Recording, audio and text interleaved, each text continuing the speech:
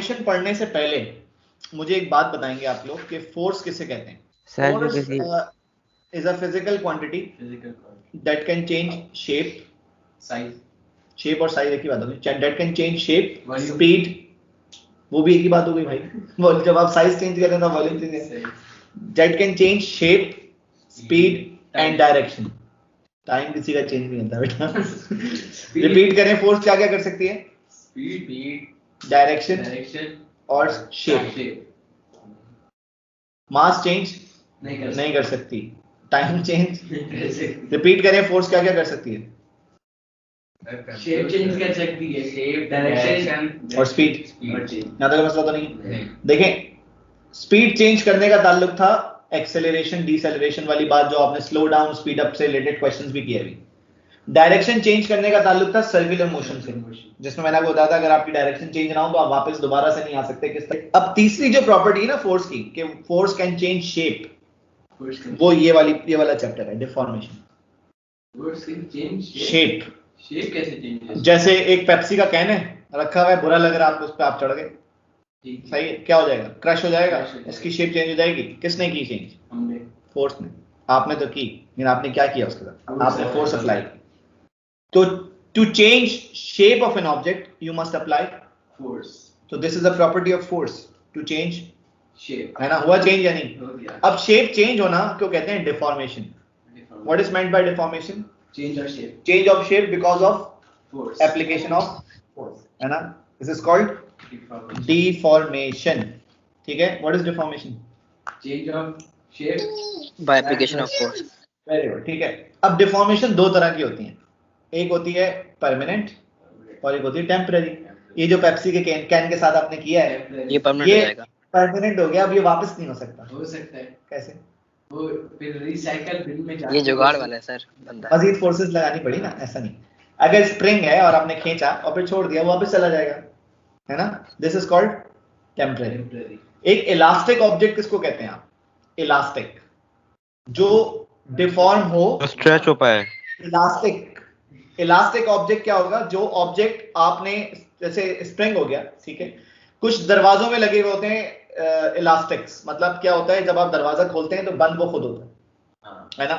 ठीक है, उनमें भी क्या लगा होता है? इलास्टिक मटेरियल लगा होता है कि जब आप दरवाजा खोलते हैं तो स्प्रिंग कंप्रेस हो रहा होता है, जैसे आप दरवाजा छोड़ते हैं तो स्प्रिंग वापस अपनी रिस्टोर करता है ओरिजिनल शेप को, और वापस दरवाजा बंद हो जाता है because of the spring restoring its shape. इसी तरह से गन में होता है ट्रिगर, मतलब जब आप गन लोड करते हैं तो एक्चुअली आप स्प्रिंग कंप्रेस कर चुके होते हैं। जैसे ट्रिगर दबाते हैं तो कंप्रेस्ड स्प्रिंग उसके आगे जो बुलेट होती है उसको एनर्जी देता है और बुलेट आगे मूव करती है। इसी तरह से गुलैल, जिसको आप कैटापल्ट कहते हैं, पत्थर लगाया आपने, उसमें स्ट्रेच किया, और जैसे आपने स्ट्रेच छोड़ा उसको, तो वो पत्थर को मिलती है एनर्जी जो स्ट्रेच्ड स्प्रिंग में थी, वो रबर में थी, और रबर अपनी ओरिजिनल लेंथ पर चला जाता है, लेकिन उसकी एनर्जी मिलती है स्टोन को, और स्टोन आगे मूव करता है। ये बात तमाम आपने डेली लाइफ में ऑब्जर्व की। What is deformation? डिफॉर्मेशन वो क्या कहते हैं? Applied change of shape because of application of force. There are two types of deformations, temporary and permanent, जिसको हम कहते हैं elastic and inelastic deformation. Elastic deformation is temporary deformation and inelastic deformation is called permanent deformation. जैसे कि अगर आप एक shopping bag को खींचें और फिर इंतजार करें वापस आएगा, वो कभी भी नहीं आने वाला, ठीक है? तो क्योंकि वो inelastic मटेरियल है तो वो वापस अपनी शेप को रिस्टोर नहीं करता। कॉपी करें, देन मजीद हम डिस्कस करते हैं। डिफॉर्मेशन चैप्टर का नाम, मैंने आप लोगों से बात की कि डिफॉर्मेशन कहते हैं change in shape because of application of force, और मैंने आपको बताया था दो तरह की डिफॉर्मेशंस होती हैं, एक इलास्टिक और एक इनइलास्टिक, मतलब एक परमानेंट और एक टेम्पररी। ये जो हुक्स लॉ है ये इलास्टिक डिफॉर्मेशन पे अप्लाई होता है, इलास्टिक, हाँ, इनइलास्टिक पे अप्लाई नहीं होता। परमानेंट नहीं, टेम्पररी। मतलब आपने एक स्प्रिंग को एक्सटेंड किया और जब आपने फोर्स हटाई तो स्प्रिंग अपनी ओरिजिनल लेंथ पर वापस आ गया। ये लॉ ये कहता है कि force applied is directly proportional to extension. आप लोगों को पता है डायरेक्टली प्रोपोर्शनल का मतलब क्या होता है? क्या मतलब? डायरेक्टली प्रोपोर्शनल का मतलब होता है कि अगर एक चीज बढ़ेगी ना तो दूसरी भी बढ़ेगी। बढ़ेगी का मतलब ये नहीं सिर्फ बढ़ेगी, सेम रेट से बढ़ेगी। एग्जाम्पल ये है कि अगर आपने एक बुक खरीदी 10 रुपए की, तो 3 बुक कितने की होंगी? 30 रुपए की। और 300 3000 की होंगी। अब मैं कितनी भी बुक में बता देगा, इसको कहते हैं प्रोपोर्शनल। क्या कहते हैं? लेकिन अगर बोलूं एक बुक 10 रुपए की है और 2 बुक आपको मिल रही है 15 रुपए की, तो अब मैं नहीं बता सकता कि मुझे 50 कितने की मिलेगी। पक्का पता है कि वो बढ़ेगी तो वैल्यू, लेकिन प्रोपोर्शनली नहीं बढ़ेगी। आप समझ आई प्रोपोर्शनल किसे कहते हैं? प्रोपोर्शनल का मतलब है इक्वल रेट से, इक्वल प्रोपोर्शन से। अगर ये 10 रुपए की एक है ना, तो 10 बुक्स 1000 की आएंगी, इस तरह से। ऐसा नहीं है कि उस पर डिस्काउंट मिल गया आपको, 850 की दे दी उसने और आप बता ही नहीं सकते कि आप 200 लूंगा तो कितने की मिलेंगी। ठीक है, तो ऐसा कुछ नहीं हो रहा। प्रोपोर्शनल का मतलब प्रोपोर्शनल। ठीक है, force is directly proportional to extension. Force के बारे में तो आप लोगों को पता है, एक्सटेंशन के बारे में अब आप सुन लें। एक्सटेंशन के लिए सबसे पहले आपको पता होना चाहिए कि what is extension. It is difference. Difference का मतलब पता है? डिफरेंस का मतलब होता है subtraction, product, multiply, ratio, divide, sum, plus, है ना? ये पता है ना आप लोगों को? यहाँ लिखा हुआ है डिफरेंस, तो इसका मतलब है दो चीजों को माइनस करना पड़ेगा। तो it is a difference between stretched length and original length. Original length किसे कहते हैं? Length without force. रिपीट करें, what is original length? Length without force. ऐसी लेंथ जो ऑब्जेक्ट के पास नेचुरली थी, आपने जबरदस्ती नहीं की उसके साथ, आपने उसके साथ फोर्स अप्लाई नहीं की, ना उसकी लेंथ को कम किया ना उसकी लेंथ को बढ़ाया। जो नेचुरली उसकी लेंथ थी वो थी लेट्स से 10, तो ओरिजिनल लेंथ कितनी हो गई? 10। आपने फोर्स लगाकर उसकी लेंथ को कर दिया 12 कर दिया। What is extension? 2 सेंटीमीटर। कैसे पता चला?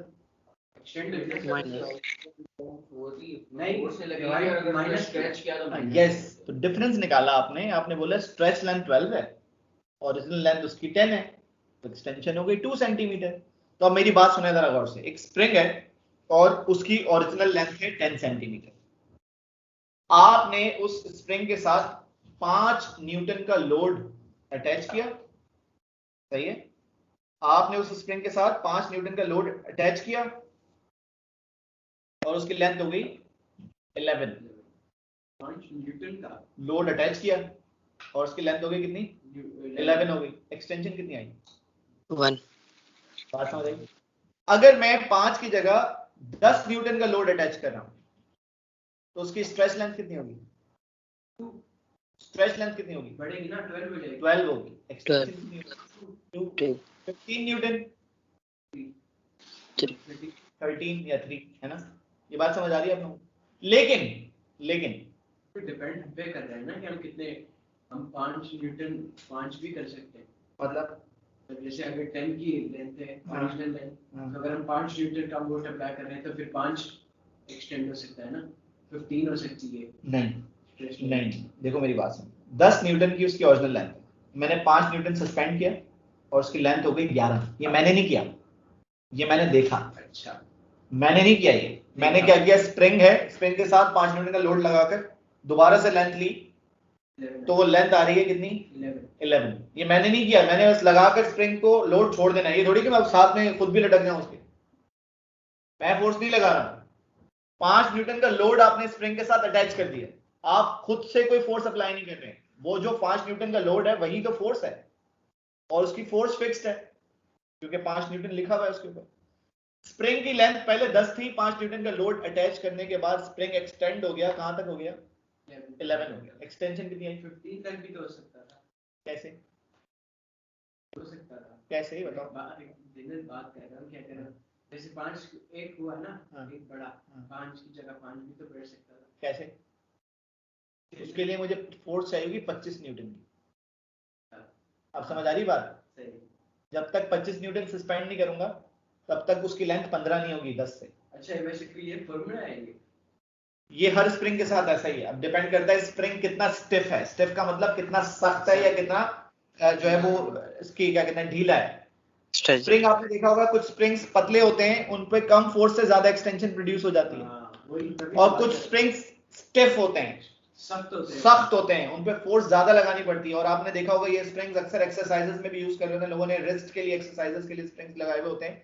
अब बच्चों के लिए अगर आप बना रहे हैं रिस्ट की एक्सरसाइज के लिए, फॉर एग्जांपल एक बना रहे हैं इंस्ट्रूमेंट, तो वो उसकी स्टिफनेस कम रखेंगे, लेकिन अगर एक बड़ा बंदा है उसके लिए आप रिस्क की एक्सरसाइज के लिए बना रहे हैं एक क्या कहते हैं इंस्ट्रूमेंट, तो आप उसके लिए स्टिफनेस ज्यादा रखेंगे क्योंकि उसकी फोर्स ज्यादा लगेगी उसको एक्सरसाइज करने के लिए। बात समझ आ रही है? तो खैर वो अलग चीज है। एक स्प्रिंग है, मैंने आपको बताया उसकी ओरिजिनल लेंथ कितनी है 10, आपने 5 न्यूटन का लोड अटैच किया, उसकी एक्सटेंशन हो गई 1, मतलब स्ट्रेच लेंथ हो गई 11।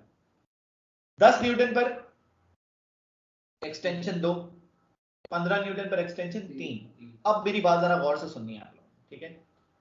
आपने फोर्स लगाई 20 न्यूटन, उसकी लेंथ होनी थी 14, हो गई 15, हो गई 15। इसका मतलब है ये स्प्रिंग एक्सटेंड तो हुआ लेकिन बियॉन्ड लिमिट ऑफ प्रोपोर्शनैलिटी। तो what is limit of proportionality? इसके बारे में आपको बात पता होना चाहिए। द पॉइंट, देखो force is proportional to extension का मतलब क्या है? फोर्स बढ़ाओगे एक्सटेंशन बढ़ेगी, लेकिन ये थोड़ी जितना दिल चाहे एक्सटेंशन प्रोड्यूस कर लो। एक लिमिट होगी ना उसकी, हद तक जाएगी, एक हद होगी। वो हद कहां तक थी? वो हद 15 न्यूटन तक तो थी, 15 तक थी। 15 पर उसने 13 सेंटीमीटर की स्ट्रेच लेंथ मतलब 3 सेंटीमीटर की एक्सटेंशन शो की, विच इज प्रोपोर्शनल। लेकिन जैसे ही आपने 15 की जगह 20 न्यूटन अप्लाई किया, उसकी एक्सटेंशन बढ़कर 4 के बजाय 5 हो गई। बियॉन्ड जो उसके पास थी, मतलब प्रोपोर्शनैलिटी एक्सीड कर दी ना उसने। 5 न्यूटन 1 सेंटीमीटर, तो 20 न्यूटन 4 सेंटीमीटर होना चाहिए था, लेकिन वो शो कर रहा है 20 न्यूटन पर 5 सेंटीमीटर, विच मींस एक्सटेंड तो हुआ लेकिन उसने अपनी लिमिट ऑफ प्रोपोर्शनैलिटी को एक्सीड कर दिया। तो what is limit of proportionality? इसकी डेफिनेशन आपको पता होना चाहिए। The point beyond which force and extension are not proportional. क्यों प्रोपोर्शनल नहीं है? क्योंकि 20 पर उसको शो करना था 4, लेकिन वो शो कर रहा है 5। अब प्रोपोर्शनल नहीं रहे। अब आपको अगर डेटा कहीं पर दिया हुआ है और आपसे पूछा जाता है बताएं कि ये लिमिट ऑफ प्रोपोर्शनैलिटी को एक्सीड किया या नहीं किया, तो आप कैसे पता करेंगे? आप चेक करेंगे कि the spring is easier to extend का मतलब क्या है। देखो आपको पता था कि 15 न्यूटन पर इसने 3 सेंटीमीटर की एक्सटेंशन प्रोड्यूस की है, तो 20 पर इसको 4 करनी थी, लेकिन इसने 5 कर दी प्रोड्यूस। ये इजी टू एक्सटेंड हो गया या difficult to extend? Easy to extend. इसका मतलब ये है कि एक चीज आपको ये पता चल रही होगी अगर उसने लिमिट ऑफ प्रोपोर्शनैलिटी को एक्सीड किया है तो। दूसरा, आप फोर्स रिमूव करें, फोर्स हटा दिया आपने, इसको कंप्रेस होकर वापस 10 पे जाना चाहिए या नहीं? जाना चाहिए। और अगर ना जाए तो इसका मतलब है इसने लिमिट ऑफ प्रोपोर्शनैलिटी को एक्सीड कर दिया है। तो दो चीजें हैं, दो एविडेंसेस हैं जिसके थ्रू आप ये पता करेंगे कि स्प्रिंग ने अपनी लिमिट ऑफ प्रोपोर्शनैलिटी को एक्सीड किया या नहीं किया। तो एक चीज क्या है? The spring will be easier to be stretched, extend, सही है, after limit of proportionality, and if all the loads, all the forces are removed, the spring should restore its original length, and if it does not, it means it has exceeded its limit of proportionality. Limit of proportionality अगर extend हो जाए फिर क्या करें? Limit of proportionality हमेशा exceed हो जाए तो क्या करें? कुछ नहीं कर सकते, फिर वो स्प्रिंग जो है वो डिफॉर्म हो चुका है, खराब हो गया। तो इसलिए आप ये करते हैं कि आप रिटेन नहीं करेगा सर। दोबारा बोलें, क्या हुआ? अपनी लेंथ रिटेन नहीं करेगा वो। लेंथ, हाँ, वापस ओरिजिनल लेंथ पर नहीं आएगा। मतलब अगर ओरिजिनल लेंथ 10 थी ना, तो 10 से ज्यादा आ रहा होगा, 10 10.5 आ रहा होगा, 11 आ रहा होगा, ठीक है? यहां तक किसी को कोई मसला? अब ग्राफ्स हैं 3, ये 3 तरह के ग्राफ आ सकते हैं। इसमें ये दोनों ग्राफ एक ही हैं। फर्क पता है क्या है? एक्सटेंशन फोर्स, फोर्स एक्सटेंशन, मतलब इसमें एक्सटेंशन y एक्सिस पर है और इसमें एक्सटेंशन x एक्सिस पर है। लिमिट ऑफ प्रोपोर्शनैलिटी तक लाइन स्ट्रेट है, लिमिट ऑफ प्रोपोर्शनैलिटी के बाद लाइन स्ट्रेट नहीं है। अब ये कर्व नहीं होती, और कर्व हमेशा एक्सटेंशन की तरफ होगा। अगर एक्सटेंशन y एक्सिस पर होगी तो कर्व y एक्सिस की तरफ होगा, अगर एक्सटेंशन x एक्सिस पर होगी तो कर्व हॉरिजॉन्टल कर्व होगा, x एक्सिस की तरफ कर्व होगा। क्योंकि हमेशा लिमिट ऑफ प्रोपोर्शनैलिटी के बाद स्प्रिंग इजियर टू स्ट्रेच होता है, मतलब कम फोर्स पर ज्यादा एक्सटेंशन प्रोड्यूस कर रहा होता है। लेकिन अगर लेंथ लोड ग्राफ हुआ तो ये ग्राफ ओरिजिन से स्टार्ट नहीं होगा। क्यों नहीं होगा? क्योंकि जिस वक्त लोड 0 होगा उस वक्त लेंथ 0 नहीं होती, और वो लेंथ ओरिजिनल लेंथ होती है। तो this is original length when the load is 0।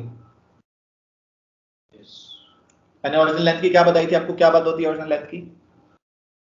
Original length is the length of spring when there is no force applied on the spring, natural length spring. फिर जैसे जैसे लोड बढ़ाते जाओगे stretch length आती जाएगी, व्हिच मींस जो load है length बढ़ती जाएगी। इसमें एक्सटेंशन निकालने के लिए हम क्या करेंगे, हर लेंथ में से ओरिजिनल लेंथ को माइनस करेंगे तो हमें एक्सटेंशन मिलेगी, वरना नहीं मिलेगी। ओके, अब आपके पास स्प्रिंग्स हैं 2 और आपके पास फिर चॉइसेस भी हैं 2। You can connect them in series और इन पैरेलल। अगर आप स्प्रिंग्स को कनेक्ट करते हैं सीरीज में और लेट्स से ये फोर्स है 5 न्यूटन, कितनी 5 न्यूटन, तो इस स्प्रिंग को कितनी मिलेगी 5। इसको कितनी मिलेगी 5, which means if you connect springs in series and you attach a load with it, then the same force is applied equally on the 2 springs.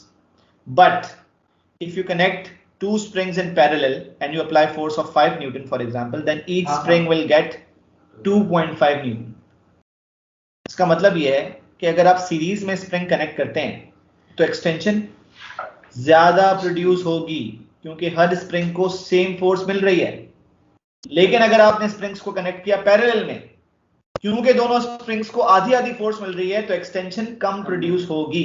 तो जरा दोनों के नीचे ये बातें लिख लें जल्दी से, सीरीज में और पैरेलल में। गलती होने का ज्यादा चांस है ना, मतलब क्यों? अगर हम फोर्स अप्लाई करते हैं और अगर 15 की जगह 16 आता है, ये 5 newton is equal to like 5 extension, तो अगर 6 आता है तो उसमें हमें पता चल जाएगा ना आसानी से। मतलब मुझे समझ नहीं आया, बोलो दोबारा क्या था? इसमें जैसे ये लेंथ 10 सेंटीमीटर है ओरिजिनल, तो 20 हो गई, ओरिजिनल 20 हो गई। तो अगर हम इसके अंदर 5 न्यूटन अप्लाई करते हैं तो ये 22 हो जाएगी। 22 होनी चाहिए ना, 23 अगर हो रही है तो हमें आसानी से पता चल जाएगा। हाँ, गलत है। हाँ सही, उसमें नहीं पता चलेगा क्या। इसमें भी, उसमें मतलब तुम ये कह रहे हो कि ये सेंसिटिव ज्यादा हो। सेंसिटिव का मतलब ये होता है कि ये ज्यादा चेंज शो कर रहा है तो इसके लिए इसका एरर पकड़ना भी आसान। ठीक है, ठीक है, यहीं तक है अब यहाँ भी।